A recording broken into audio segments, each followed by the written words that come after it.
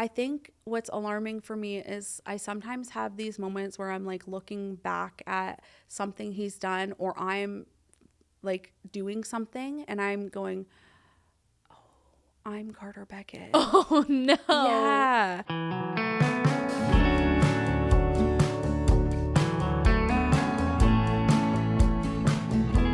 Hi, everybody. Welcome back to Off the Shelf. Today, we are joined by the Canadian author behind the Playing for Keeps series, a collection of books that has taken readers through emotional highs, humor, heartbreak, and some of the best hockey romance moments on our shelves right now. Becka Mack, welcome to Off the Shelf. Thank you so much for having me. Thank you for coming in and chatting. It's been a while since we've seen each other in person. I know. My first question for you. I took a look at your website and your bio, and it reads, chronically tired, justifiably anxious, always snacky. Yes. What are your top 3 snacks right now?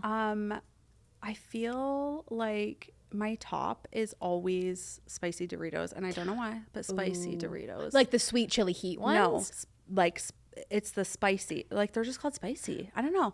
They just hit perfectly.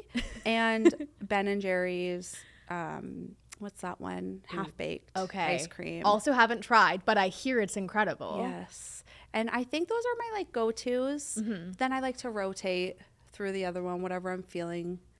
Now, let's get into things. We can't talk about the last book, Breathe With Me, which just came out, until we start at the beginning. Can you take me back to the time when you first got that spark that you were like, I want to be a writer?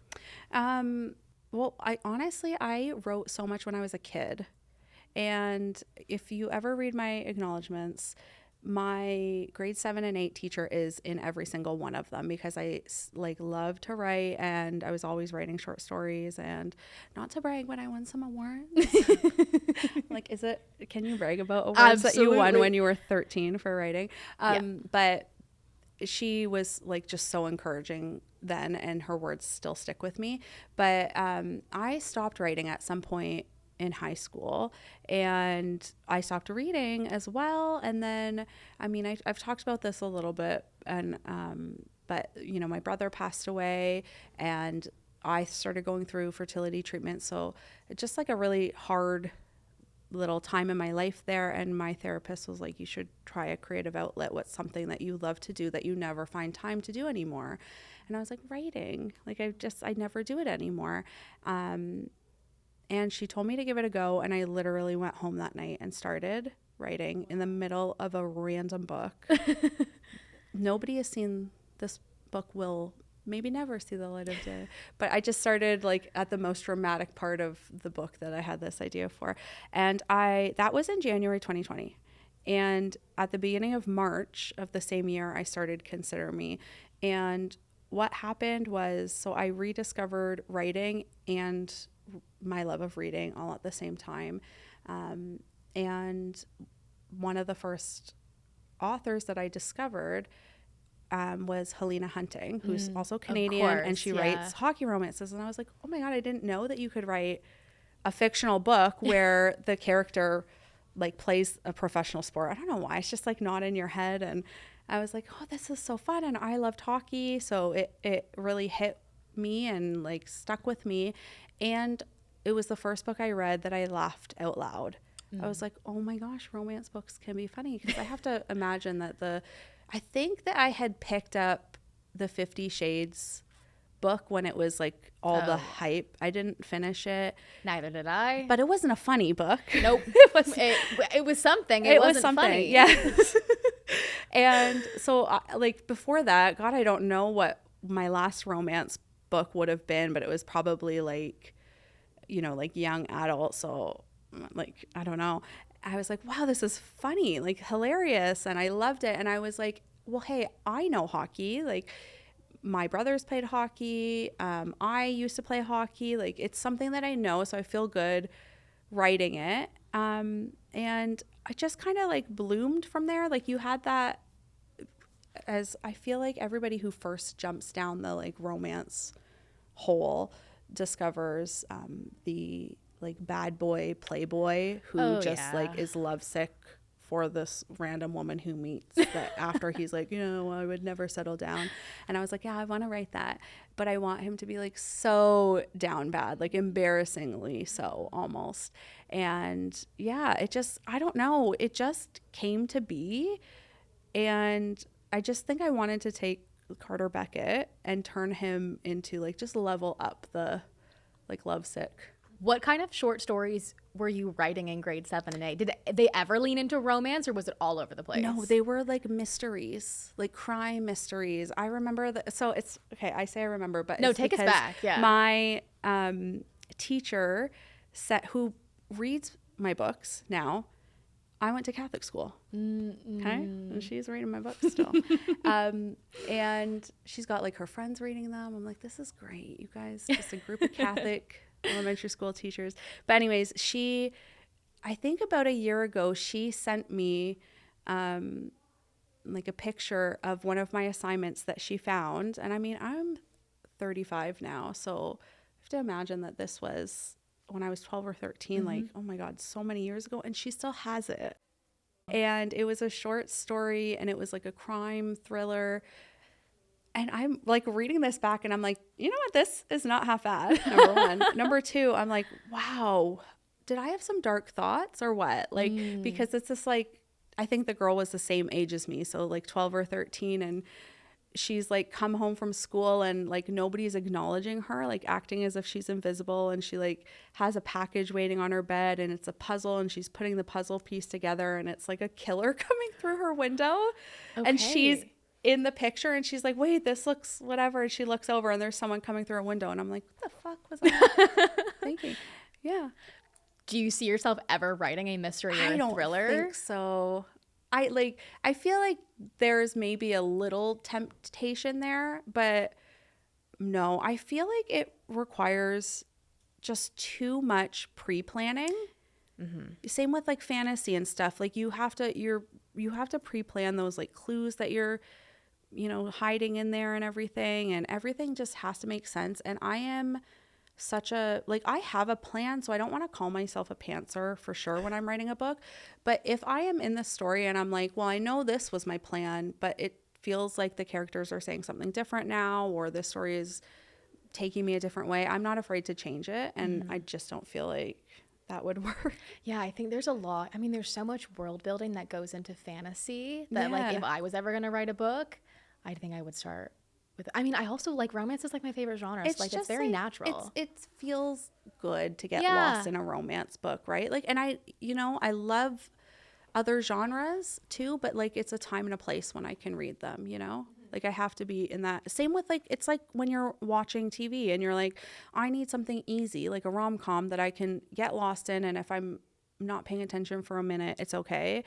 But like, I can't watch this heavy show right now because I'm not in that headspace. But I say I would love to write like a mafia romance one day, which I feel like that I kind of mixes it, right? Yes. But I have these general ideas, and I'm like, this is a down the road plan because I do need to put in the proper like planning for that. And I feel like it's best if it's a series where like that plot kind of plays out in the background of each story and gets, you know.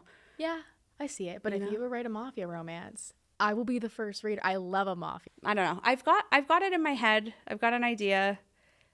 I have this scene in my head where he's just like doing things to please the like sunshiny girl, and he's just being ridiculous. Yeah, I feel like it would lean into that like he hates everyone but you trope. Yes, a little bit, which we often see in like a fantasy or a mafia thing, because he's like soft for his girl. Yeah, I see it. I see the vision. I'm here for it.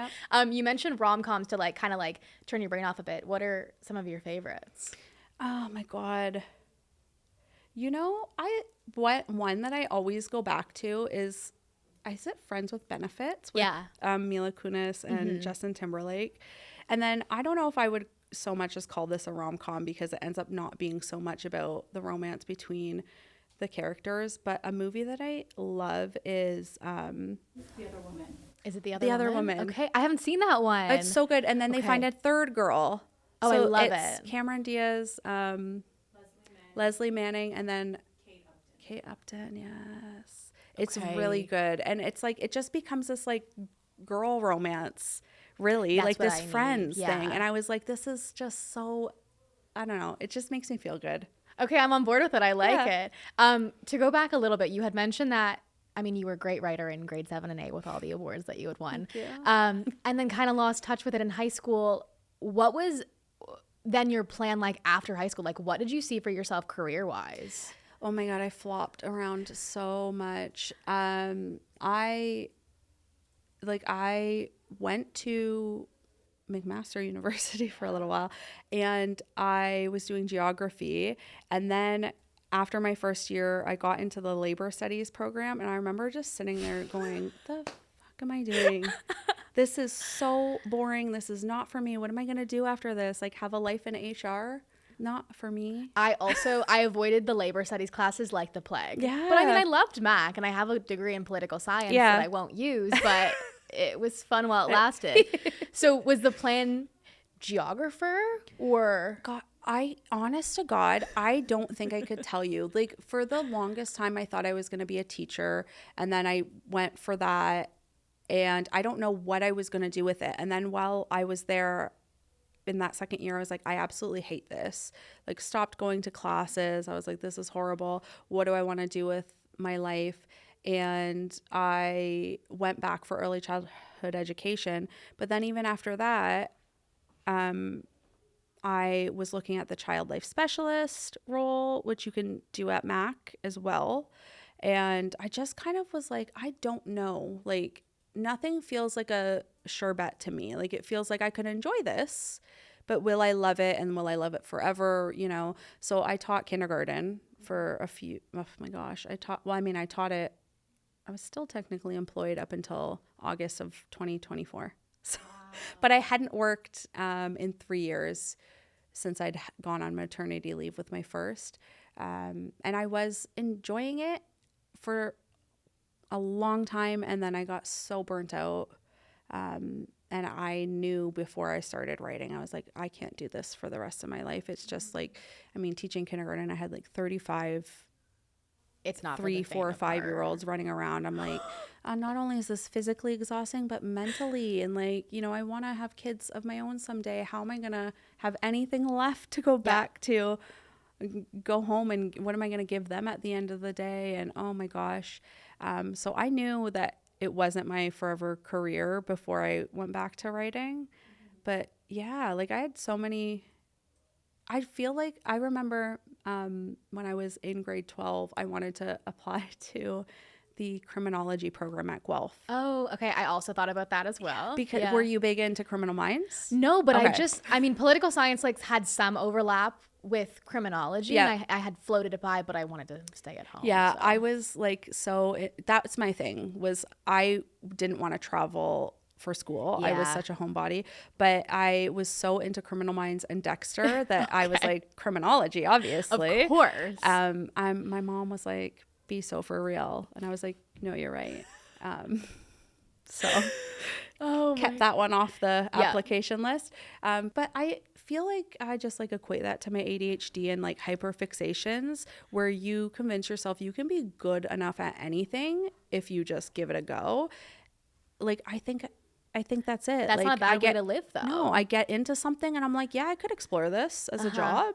And hey, that's kind of what writing was, my hyperfixation. And actually, like, sometimes have a conversation with Hannah Bonham Young where we are just like, do you ever wonder that this is just like a hyperfixation, and that we're gonna like one day not be able to write anymore? We'll just be like done.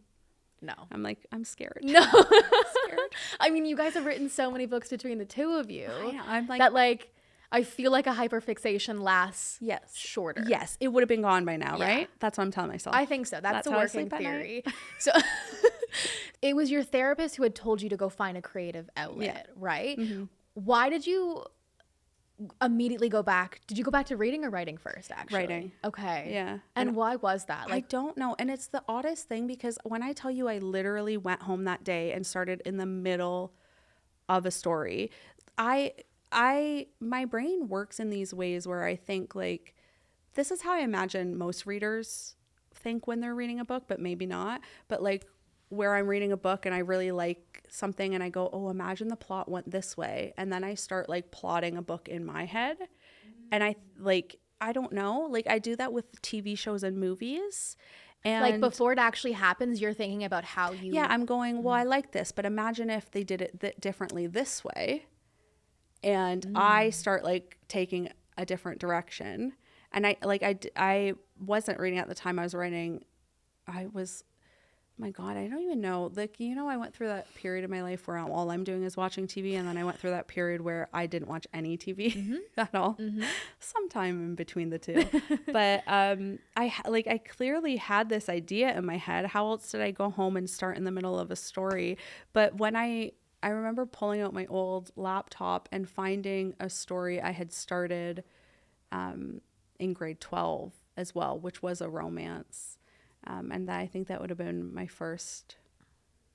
Wow. Like, yeah. What was that scene? Which one? The one I went home. Like the one that you went home and wrote? It was heavy. It was going to be a heavy book. I did technically finish it, maybe 2 of them, because I remember getting to a point where I was like, this is really long. How many words is a normal book? And I didn't, because I like hadn't read in so long, I was like, I don't know what to compare this to. So I'm like picking out the biggest books that I can remember. And like, from my childhood, I'm thinking like all those fantasy books and stuff. And I'm like, oh my God, like this book is bigger than the biggest Harry Potter book. I'm like, that is an issue. That's a lot. That is an issue. So I'm like, okay, so this should be a trilogy. So I remember splitting up and going, now I have books 1 and 2. Wow. The scene though, or the premise of the book, again, heavy, was that this girl lives, it was actually set up in the Muskoka area, and she lives like on the waterfront, and both of her parents are passed away, because I love to write characters with dead family members. Sorry. And the cottage next door to her is being renovated by a hot guy, obviously. And she's living with her boyfriend at the time, but her boyfriend is a police officer who's had like a traumatic experience and has changed because of that. So he's abusive, and she like grows close to the guy who's renovating the cottage, who happens to buy it, who happens to be this big like architect and like owns this big like company that builds these fancy cottages all over the area with his dad and his grandpa, and they have just like the cutest family, and she gets to be part of this family. And so yeah, but that was never published, was it? never, nowhere. So no not one will even ever see like it? on Wattpad. I would love to, I think, write it one day, but I think I would have to scrap it and just keep the general plot and start all over again. Because I recently reread it, not all of it, but like sometimes I'm like looking for something and I go back, and then I'm like all of a sudden 6 chapters deep, and I'm like, this is trash, but the plot is good. Yeah. How did you begin to write a book for the first time? Like, did you know anything about writing a novel? No. Got it. So where did you start? Like, how did you even like, I know, like Google Docs, Word document? I started on Word, and for that one, I literally like, so I started at the most like that like turning point in the book. It was just like this really dramatic part in the book. And then I was like, well, now what do I do? And what I did for that one was I wrote the chapters around it. So like I started going, okay, here's what would happen next. Here's what would happen right before. And then I was like, okay, let's start from the beginning and then like get to know these characters. And I mean, that was just, I'm sure, a hot mess. And then Consider Me was the next book that I wrote. And I started from the beginning with that one. And I still didn't know where I was going. Like, I didn't know anything about it. And I remember chatting with Helena Hunting. She just was she was just so helpful. Like, for an author to take the time out to like, you know, help you through this if you're an aspiring author is just really fabulous. But I remember she opened up like a new Facebook group to chat with writers and stuff, and she talked about like her chapter outlines and like this is what she does. She does outlines an entire book by the chapter and goes over it with like her agent and stuff before she starts it. And I was like, wow, couldn't be me. A chapter outline? Like, I don't even know where the next sentence is going. But like the more, I feel like I was just such a mess at the beginning, and the more I got writing, the more kind of I found what worked for me, what didn't work for me. But it's still like changing. It's still, sometimes there is just like a scene that you picture in your head that starts the entire thought process for a book, and I just start with that, and then I stop and I'm like, okay, now who are my characters? What do I want to do? And it's easier with this series because by the time I move on to the next book, I already know those characters because they've been in the background. But yeah, it'll be interesting to see how it works for the next people. What would you tell your younger self who was like starting to write again and falling back in love with reading and writing?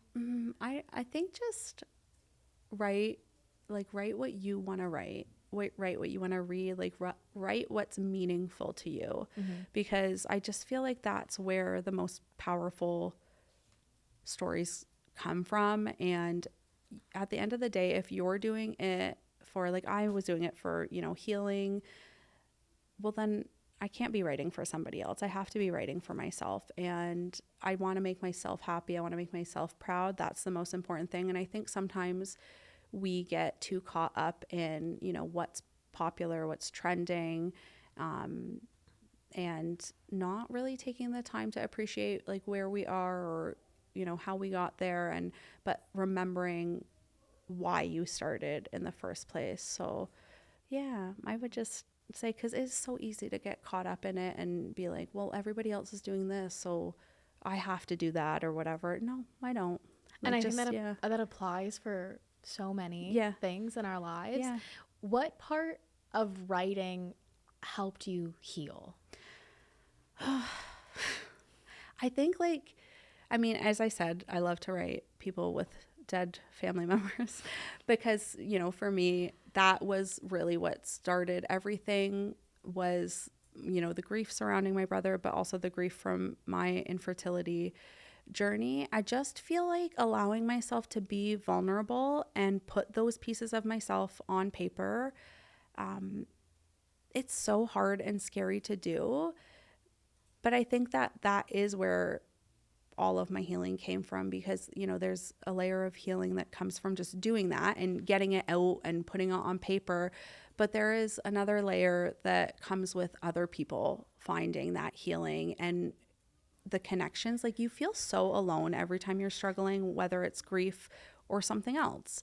Mentally, you just are like, I feel alone. And that's, I think, the hardest part about any mental struggle. So having so many people reach out and say like, hey, I feel so seen, and creating these connections all across the world and realizing you're not alone and seeing your words bring peace to somebody else, like it's just really incredible. It is. Yeah. It really is. Did you have any other creative outlets that helped you during this time, or was it mainly reading and writing? Well, talk about like hyper-fixations. Oh yeah, okay. I really got into a point for a while where I got myself an iPad just so I could download Procreate and draw, because I saw other people drawing and I was like, that looks so fun and soothing and whatever. And it is, but it is frustrating because talent just doesn't come naturally. What were you drawing? Okay, so I actually did do some like little YouTube tutorials, and it was so great. I really wanted to do watercolor, but on the iPad. So there was this one specific guy who was fabulous, and he would give you like the little outline for the drawing, and then you'd watch the video and he'd explain every brush to you, and like, we're going to get these colors, we're going to do this. And those, I mean, they turn out lovely because you're following an outline, and I would be so proud of myself, and those were relaxing. But anytime I tried to just wing it and do it on my own, it was just never great. Yeah. But also crocheting. I started crocheting. I was like, I think I could teach myself this, and I don't know why, because I've tried to knit so many times. My mom knits and I just can't get it. But I did teach myself how to crochet on YouTube as well. YouTube, thank you. YouTube is for the great. master classes. Oh yeah. Yeah. And I only started in fall of last year, and I loved it. Like, immediately hooked. Oh, no pun intended. No pun intended. That was good. Yeah. And I started a blanket, which I still haven't finished because then I got really busy. Or the hyperfixation is still there? It is. I keep going, I want to get back to this. And it was so bad because I would find more projects and I'd be like, I need to buy this yarn. And yarn is not cheap. I need 12 balls of yarn to do this project. Like, it's so hard, but I have so much yarn and I have this, like, I really do want to get back to it because it's one of those things you can just do and still be like somehow present. Like you can watch TV, or I could do it while my kids are playing, kind of thing. And yeah, I did that, but it's like I can only do one thing at a time. I can commit to writing a book, or I can commit to crocheting a blanket. But not both. Not both. And one of them is paying me and one of them is not. So we keep talking. I'm like, I'm going to do pottery. I have this plan. I also want to do pottery. Yeah. Okay. We need to find a class. Yes. Because I've been talking about it for years, and I've been watching these videos that I have now for so long. I've convinced myself that I'm just going to get behind a pottery wheel and I'm just going to be able to throw a mug. Well, hey, like it looks easy, but I know second I sit down, because I love to be good at things. Yes. And the second I'm not, I'm like, about it. Yeah. So I know. Okay, we do a pottery class. Yes. Because I've also been wanting to do that. I want to talk about these incredible books with also incredible covers, as you can see from so here. Pretty. I love them. I know we already talked a little bit about how the series came to be with like the hockey and everything, but like, how did you actually like start writing? Like, how did you create Carter Beckett? I don't know. I know that's such a shit answer, but like, cause people are always like, well, who's he based off of? And I'm like, nobody. Like, I know like sometimes, especially with sport romances, we're, going in and going like this, athlete is hot, or I love his attitude and I want to kind of base it off of them. I have not ever done that. I just kind of think of what I would want to see in a man, or like what I would like, which is funny because I do say like for him specifically that I love him and I could have him for a weekend, but then I would need to return him like, like a puppy or a niece or nephew. But I don't know. I genuinely don't. Like, they come together, and I think what's alarming for me is I sometimes have these moments where I'm like looking back at something he's done, or I'm like doing something and I'm going, oh, I'm Carter Beckett. Oh no. Yeah. I think like what though? Like, okay, so there's this time when my daughter woke up from a nap when she was a baby, and we had the video cameras and stuff in there, right? So everything's recorded and on my phone. And I would just want to like really hype her up every time I went into her room. I wanted her to know I was so excited to see her. I was like #1 fan.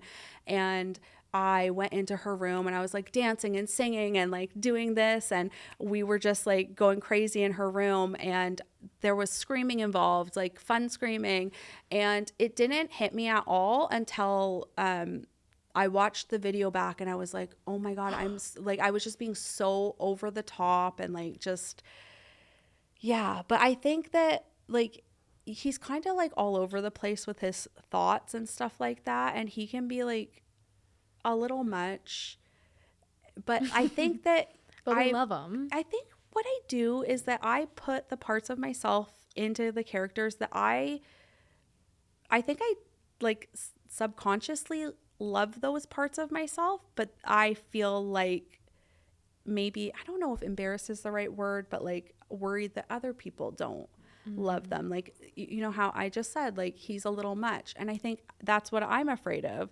Like, am I a little much with these behaviors or stuff like that? Like, is that, and he's a little immature. But in my head, I'm like, well, he's really emotionally mature, right?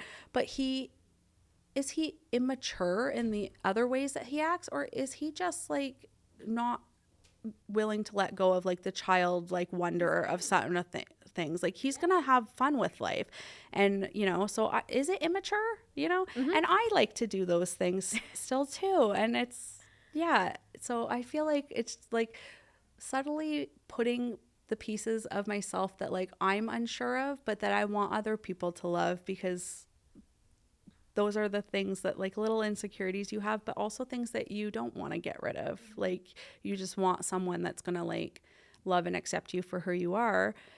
Carter does that, but also he needs the same in return. And so I just feel like that's, how I don't know that I realize I'm doing it though until I'm like so far into a book and I'm like, oh God, like Jackson, same. When I got to Fall With Me, I was like, Jackson is probably the most me out of all of the boys and probably all of the characters. But I think it would be so like it's you, and I think it would be so easy to like put some of you in the characters because it would be the most natural thing to write. Right. And there is me in every single one of them. And I think that probably all authors do that. If they don't, how?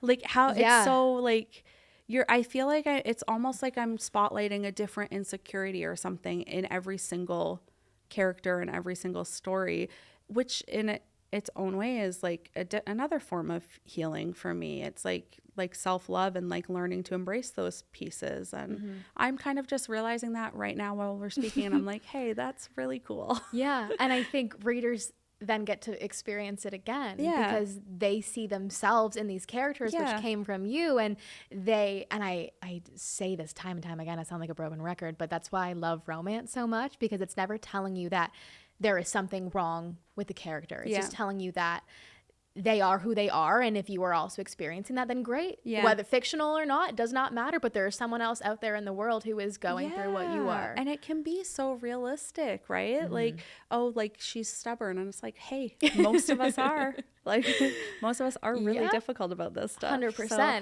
yeah. Now I think Carter has an Oreo obsession. Yes.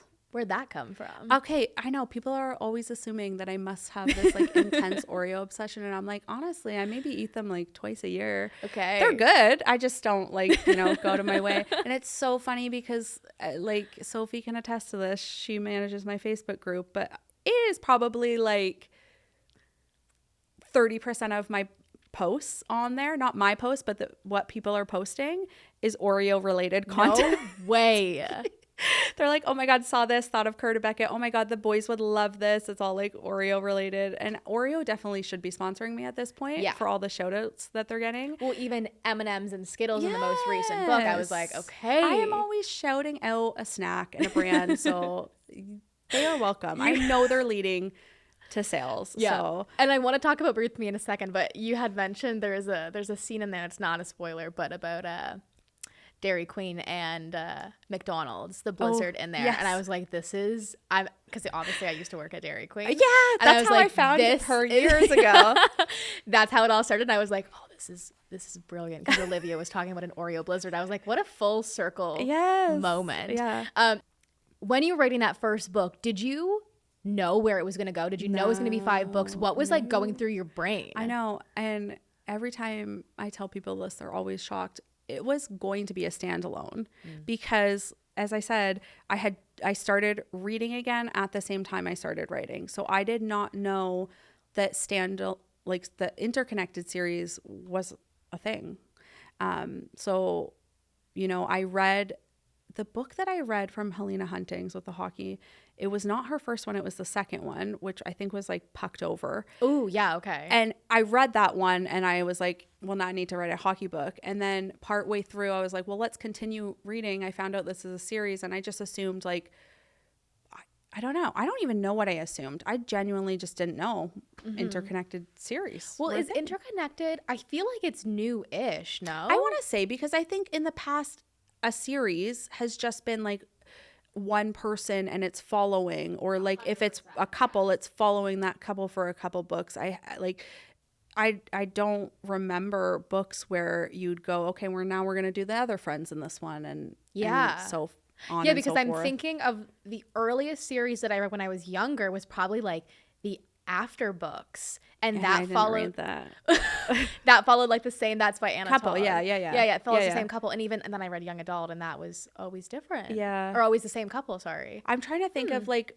when I started as well. So when I started reading romance, I read the Helena Hunting, and then I was like, where do I go? And well, my mom read all the like Harlequin books and stuff, but she also read Nora Roberts. So I was like, I'll start there, and it was like nice. But she does write I think typically like duets or trilogies with the same couple. So I, was still like stuck in that. And then then somehow along the way I kept reading and I was like, wait a second. So yeah, it was supposed to be a standalone, and partway through writing it the first time I was like, well, that is not going to work. Adam's got a horrible girlfriend. We need to ditch her. He needs a new girlfriend. Wouldn't it be fun to put Jenny and Garrett together and really piss off Carter and like that kind of stuff? And everybody, still, when I moved on from that, I still didn't have a plan for Emma and Karen. I remember kind of like being like, wow, I really shot myself in the foot here because I've already written them together. I'm not going to change that. But now I can't write them a book. And then, a few months later, I started sharing it on Wattpad, and everybody was like, I want a book for Karen, Emma, I want a book. And I was like, okay, I got to do something for them. And at the time I was going through infertility. So I was like, hey, let's maybe take it in that direction. But yeah, when I first started it, I had no idea where I was going to go with it. And I mean, in Consider Me, we have Hank, who's, the old guy and with the dog, and he's such an integral part of that story, and his presence continues through the series. And I think that I would have like an angry mob if I ever killed him off. Potentially. Yes. Yeah. I won't do it. But he was not in my very first draft of Consider Me. And when I tell people that, they're like, side excuse characters, you? yeah. Side characters They can have really so make much it. impact. Yes. Yeah. Yeah, I know. What was the because I think this book, and I mean still continues to, but it blew up on Book Talk. What was that like initial response like? Like, how did it, were you posting on social media? Was it I can't feel like I can credit myself for social media at all in this, because I don't think I knew what I was doing on there. And TikTok for me at that time was so difficult. Like, it was like, I've downloaded, I at first was like, I'm not doing this. I'm not downloading another social I was the app. same way. I can't. I know. Yeah. And then it was like, okay, I guess I have to if I want to sell this book and stuff. But I didn't know what I was doing. And it would like take me 3 days to make a video. And then I would post one, and then the trend was over. And then it felt like such a hassle. But I really think like I created, an Instagram page while I was sharing on Wattpad, because that was just like a thing that people did. I didn't know that like Bookstagram and Book Talk and whatnot were a thing at that time, because like I said, I'd only like recently re-entered the space, and I didn't know that authors were on these things. And then like, I think some authors didn't even know that like big authors, like they may have an account that they're, on to just post, hey, my release is coming. But then self-publishing really blew up, and everyone was like, well, we got to sell this. We don't have a publisher who's selling it for us. And I think that's so great that happened. But I do feel like I, worked really hard on building this space on Wattpad. And when I moved it over to self-publishing, they all followed, and that just helped with that success of the book. But I think I had like maybe 2 reels that went, or not reels, TikToks. Yeah, TikToks that went like viral. Wait, I didn't know you ever posted on Wattpad. Yes. So that's how you started. Yeah. Like, that's when you, okay, so run me through the timeline of like, were you writing chapter by chapter? Did you upload the whole book? So I started writing January 2020. March 2020, I wrote Consider Me. I was crazy. Like, you would think I was on some sort of drugs at this time in my life, but it was just COVID. It was like, hey, suddenly we were all on something at that point. I'm not working anymore. And I was hiking every day with my dog, and I'd come home and I'd bust out like 15,000 words. That would take me a month. Oh my God. It was crazy. I was writing books in 3 weeks, and my books were still so long. It was just wild. But I reached out to it like an old friend, because I knew she worked in editing, and I was just like, I was on my 3rd book of writing, and I was like, I feel like, number one, I can look back and see that I'm improving already, but I was like, I do feel like they're actually like kind of good. Like, I feel like I'm starting to feel like other people might enjoy them. Like, how can I share this and like kind of like see if people like them and stuff. And she is who introduced me to Wattpad. She was like, you should try this app. You can post it for free. Like, and so what I did is I remember signing up in April, but then I didn't touch the app until July.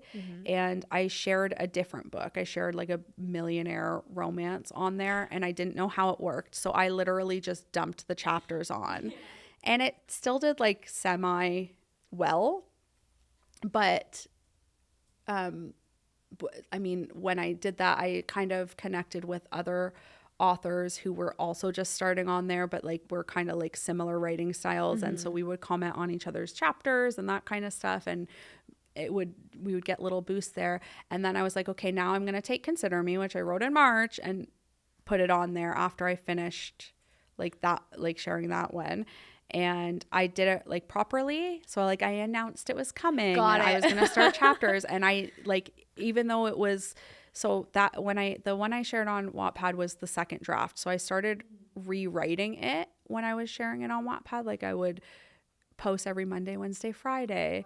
And I would like spruce up the chapter a bit right before posting. And I remember getting like, you'd get like comments on a chapter and they'd be like, rioting over what happened. I'd be like, fuck, if you don't like this, you're really gonna hate what happens at this point of the story. So then I'd like start changing things a little bit because I'd just get really nervous, like, oh, if they hate this.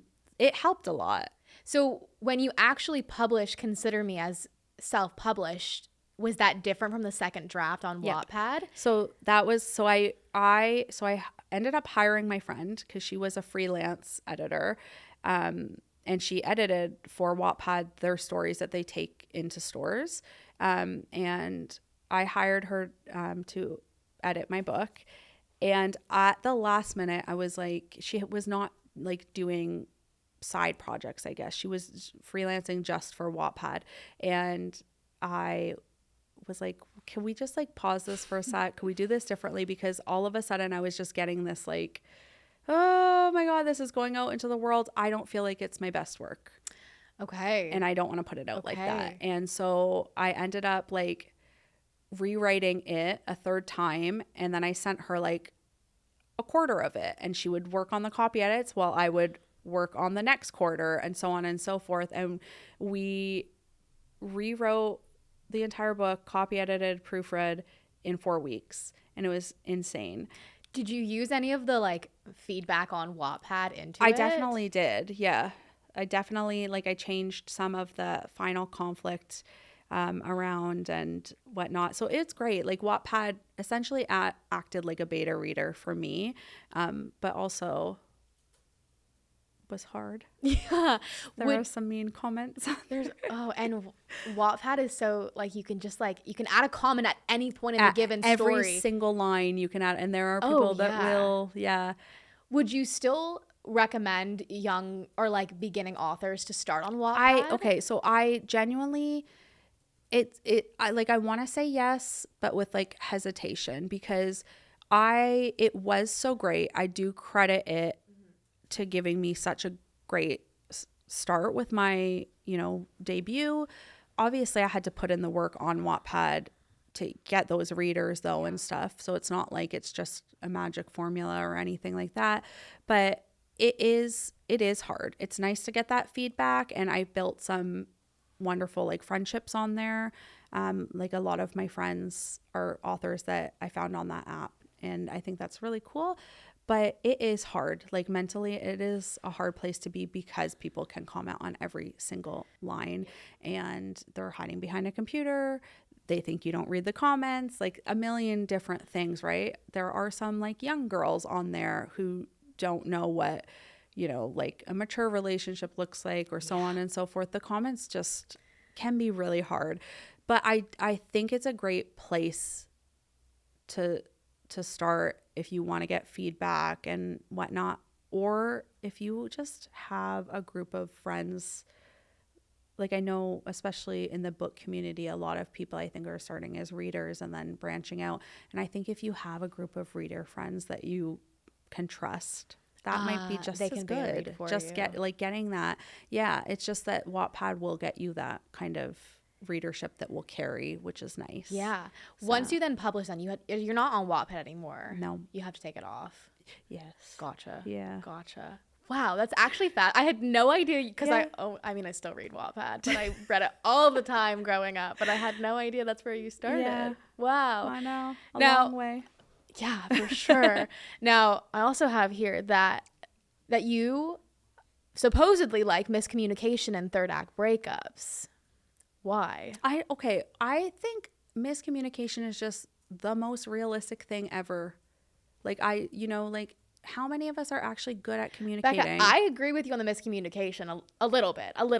I think where people get mixed up. Sorry, I keep hitting the microphone every time I move my hands. This is why I say, what do I do with my hands? I know. That like if a story is based around miscommunication, that is obviously irritating. But I think it's realistic that when we get scared, we don't know how to communicate. But it's so big for me because like I don't think I really had good examples of communication, like healthy, safe communication growing up.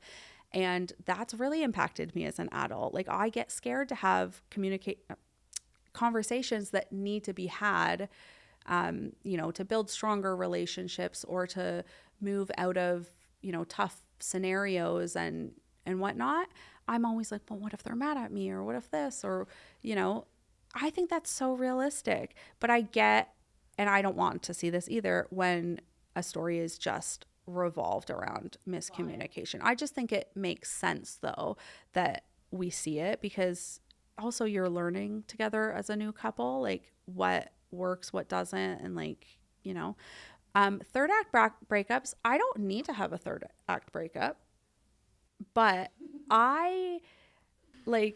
it needs to be like there needs to be something on the line at the end of the book. Do you know what I mean? Yeah. And I think a third act breakup, I love to see a good grovel. Like I just love to see that big, like emotional, like reunion, but I think you're right. Yeah. I don't like it when it's like super silly, or like it is something that could have been so easily solved with like sometimes people are like, oh, I get this comment where it's like, I just feel like it was cleaned up really quickly at the end. And I'm like, guys, I don't know what you want from me. Like, do you want the miscommunication or this? Because we can't please anyone if these it days. is dragging out, most of the time it is something that can be cleared up if you guys just have a chat about it.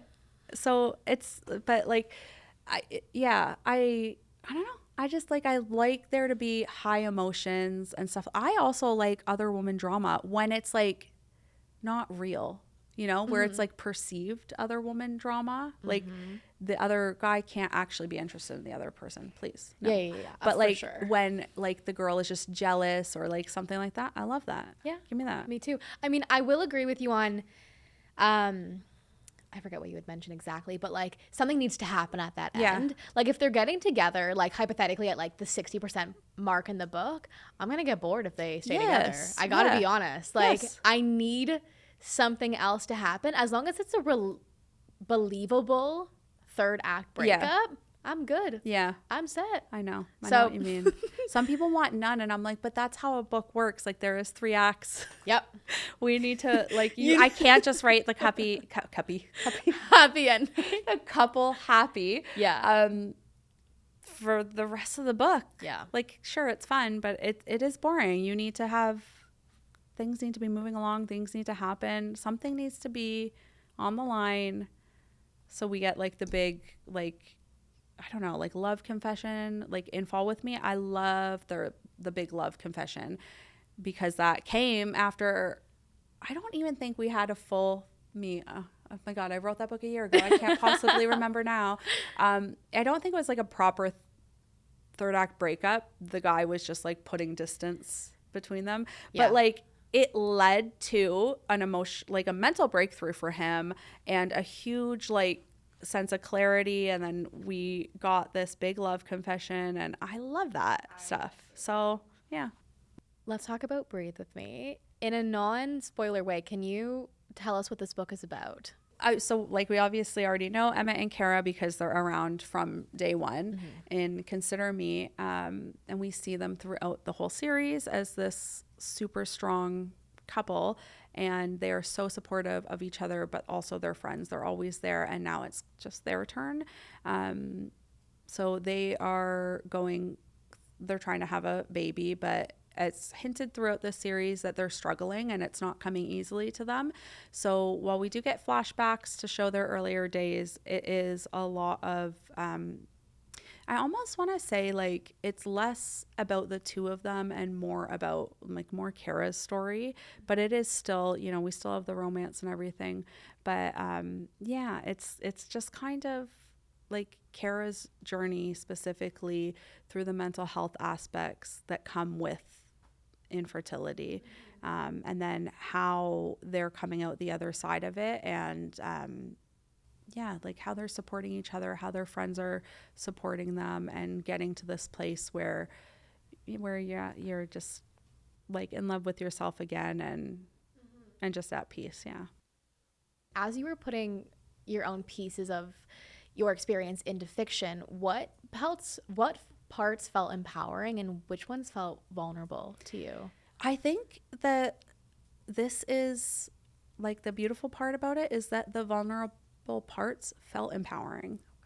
And it's weird because you feel it and don't feel it at the time that you're writing it. I remember having like a few very specific, like I can remember like exactly, like take myself back, writing certain scenes where it was just like I was having a breakthrough while writing it, and it was like, whoa, this is like healing me for something very specific. And I would just start like sobbing and being like, wow, like, you know, this is so cathartic and I needed this, and I needed you know, to like see how I felt at that time and how it was okay to feel these things, and that feels powerful. And then in the exact same sense, take that like very scene and those thoughts and go, but do I want to share this with other people and strangers, and do I want them to see these parts of me? And like being terrified of that. So it doesn't feel powerful at the time. Like it feels powerful writing it, but then you're like, oh my gosh, like I don't know if I can do this. And I really, like, when early reviews started coming in, I really avoided them. I didn't want to see any of them. It just made me feel sick to my stomach because I just assumed, you know. But when the reviews started coming in and I saw how deeply people were connecting, that did feel so empowering. And so it really shifted things for me. And I went, wow, because they're feeling empowered, because they're feeling like they can talk about this. They're feeling less alone. They're feeling seen. They are seeing their stories represented. And so like, not only am I empowering my current self and my, you know, old self that I really tried to bury, but I'm empowering all of these women who have gone through it. And that is just, yeah, it's just such a, like, I want to say like, it's such a heavy feeling, but in the best way. Like it is just really like, I don't think I have the words to properly describe what it means to me, but it's tough because, you know, there's like mental battles in every one of the books, but this one obviously felt the most vulnerable to me, and it was scary, but it was so worth it. And I'm so glad that I did it. Mm-hmm. Did you, when you started to write that book, did you feel ready? No. For so many reasons. I think like there's so much pressure because, you know, people already know the characters. They have been waiting for their story. So I'm like, well, I got to get it right. It's the last book in the series. I felt like I did really well with Fall With Me. So I was like, no, how do I now, you know, I knew it was going to be heavy and emotional. So I was like, oh, you know, is it going to have the same humor? Is it going to be too heavy? Is it, you know, so many thoughts. Like you think it all. And I was like, I'm not ready to say goodbye to this series or these characters. And I don't know. I I hoped it would be cathartic. I hoped that it would be healing for me to write, but I knew that it would be hard. And it was all of those things. And there would be times where I was writing it and I was like, this is great. I'm like unstoppable. And other times where it would just be like, this is hard and I need to walk away for 2 weeks because it's just, it was hard to put myself back into like a time in my life that I didn't want to go back to, number one. But yeah, the pressure of just delivering on a couple that was so loved already and finishing this series and putting like this pretty little bow on it and everything, like it was tough. So no, I was not ready. I still feel like I'm not ready, and it's been out for over a month. Yeah.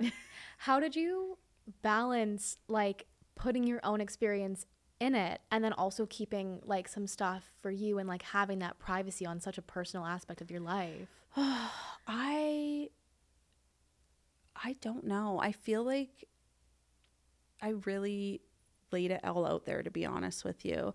I don't know if it just, I don't know if I did balance it, to be totally honest with you, because I really poured so much of my own experiences into it. And I don't know if there was like a way to stop me from doing that. It was almost like I had to be all in. Yeah, that's a tough one. I do. I feel like it was just like, once I started, it was like, we're going all in, and there is, a balance. I do know that like trying to balance, like make sure like balancing the heavy with the light was really difficult to me. I thought I did a really poor job of it. And I remember my editor coming back and me having said like, can you please like help me find some places in the book where we could insert some like laughter or some lightness, because I don't feel like I've done a good job. And she went like, I actually feel like you did a really good job. And I was like, really? Okay. Were there any misconceptions about infertility that you wanted to challenge with this book? I think a lot of it had to do with the way people who don't go through it view it, because this was something that like when I was going through it, and even after, like it still comes up, that you see a lot like on social media where somebody is maybe like talking about how they're backing out of a baby shower. I can't go to this baby shower.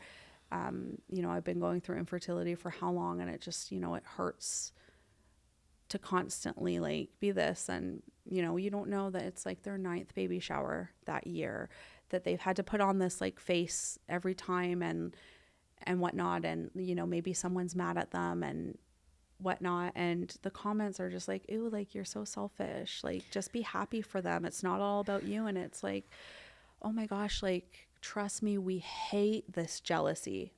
We hate it. That's, I think, the hardest part is that we don't want to feel this way. We can't stop ourselves from feeling this way. And we are not happy for those people. We are so happy for them, but we're sad for ourselves. And it's a grieving process for ourselves. It's not anything to do with the other person. It is an us issue. But that doesn't mean that we should subject ourselves to repeatedly going in situations where we're going to just like get down on ourselves.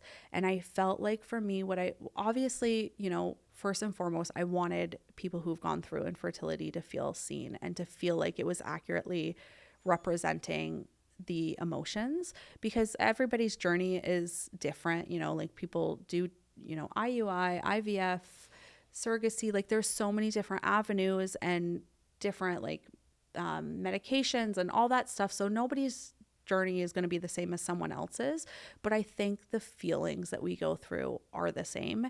And I wanted to make sure first and foremost that was represented. But I think that what I wanted to challenge the most was how people who didn't go through it saw it, and hopefully help them gain some like a better understanding and empathy, because you're so lucky that you don't have to, but like guaranteed somebody that you love will go through it and they will need your support.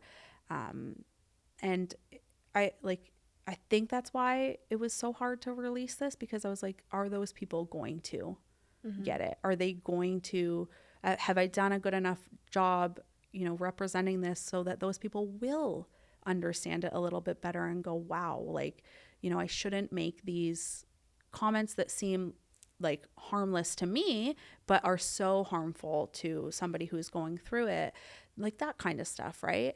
And it was so lovely. It still is, to get those comments from people who have never experienced it and who are going, I'm in tears. My sister is going through this, and now like I can better understand it. No. But like now I know how to support her and all this stuff. And so. No, I think you said exactly that. I mean, I'm not going through any of that right now, but I think some of my friends, like, they have PCOS, and while they are not trying to have a baby right now, they are aware that they might really struggle with it. And I had a good understanding of infertility, and I had a lot of empathy and everything about it. But I think this opened my eyes to like a whole new perspective, especially when you had mentioned, when someone like attending another baby shower, seeing someone else get pregnant. And we saw that in this book, and you saw that like the pure joy for your friend getting pregnant, but also like the jealousy that you can't help it. And I thought it was beautiful. I thought it was so well done. How do you feel being done the series? I don't know. Like, it still feels so surreal. Like, I'm not ready to say goodbye. At the same time, I'm excited to do something new. Then I'm like scared. I'm like, what if people don't love the next thing as much as they love this? I don't feel like I'll ever be done with them. Like, there's still so many things in my head, like ideas swirling around of like, where could I take this? Or, like people are like, oh, a novella for Holly, Carter, and Jenny's mom, and this and that. And I'm like, oh my God, guys, listen, I could write about these characters forever, but we do have to do something else. But it's hard. It's hard to say goodbye, because I do feel like this changed my life. So, Now, what can you tell us about what you're writing next? I don't know how much I can tell you, but it is still in the hockey space. Different world a little bit. Swedish hockey player. Okay. Because I went, wait a second, there's a lot of them. And not sure if Swedish dirge hockey is a thing, but we're going to make it a thing. It's going to be one. Yeah. And I really said, let's do the complete opposite of an infertility storyline. And now we're doing a one night stand. Oopsie baby. Really just like, doing the complete opposite. It's a book that like sometimes you just get like, I knew Breathe With Me was going to be hard. And I had so much anxiety about starting it, and like that like almost dreadful feeling, because you're like, this is going to suck. It's going to be hard. But with this book, I am just like excited. Great. I'm excited to write. I'm excited to get it out there. And it's fun. It feels like a little palate cleanser. But also I'm like, are people going to like it without like the whole big family, How am I going to write a book without all of these like little side stories going on? Maybe it'll be a normal length book though. Yeah. We'll see. Can we expect it in 2026? If you play your cards right. Okay, we'll take it. And I think that is just the perfect way to end this episode. Thank you so much for coming on. Thank you for having me. It was lovely to catch up, since I think I haven't seen you in almost like a year and a half. Yeah. Maybe. Yeah. Okay, well, I'll see you at our pottery class. I'm opening a studio in my garage for the pottery that I've never done yet. Epic. But okay, I'll be there. Thank you so much for coming on. Thank you. Of course. Thank you all for listening to Off the Shelf, and we will see you next Thursday.